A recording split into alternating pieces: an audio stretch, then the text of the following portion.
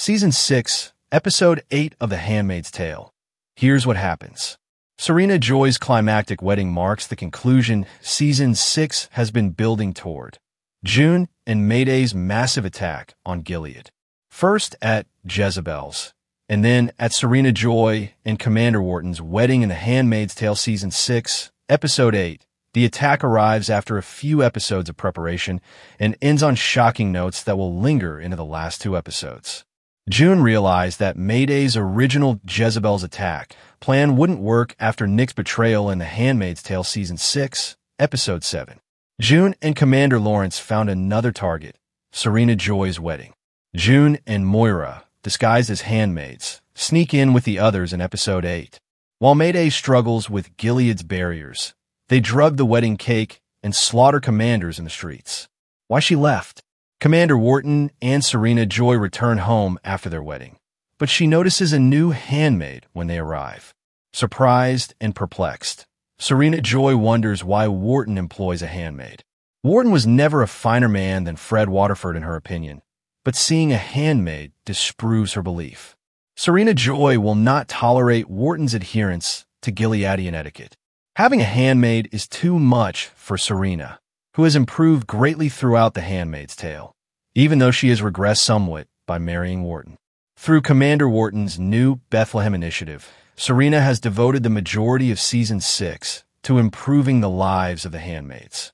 By inquiring into the handmaid's true identity, she has solidified her opposition to the idea of handmaids. The fact that Wharton is adamant about having a handmaid is already unusual, and the fact that Serena Joy can have children makes it much stranger. Despite their altercation, Wharton allows Serena to leave. Why? Commander Wharton unexpectedly lets Serena Joy go. As unexpected as it may be, this choice demonstrates that he could be marginally more competent than Fred Waterford. Nonetheless, Wharton may have grander ambitions. Since Wharton's deceit has been exposed during Season 6, it appears that firing Serena would be too devastating to his reputation. Serena Joy will likely discover a means to terminate the marriage after she leaves Wharton, but is quite unlikely that Gilead would permit women to do so.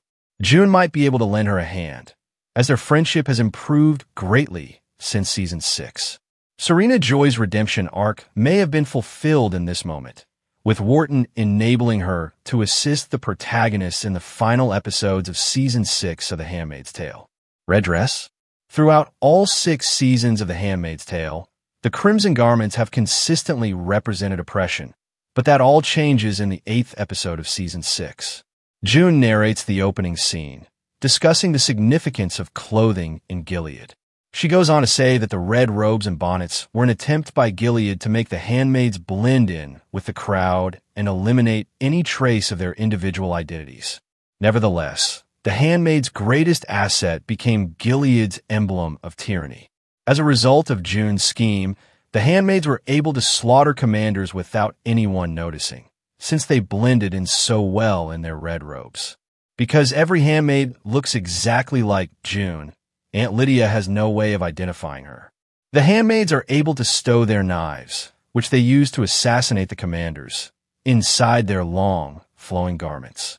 The handmaids' garments serve as a visual cue, similar to a soldier's uniform, indicating they were an integral element of the attack's team effort.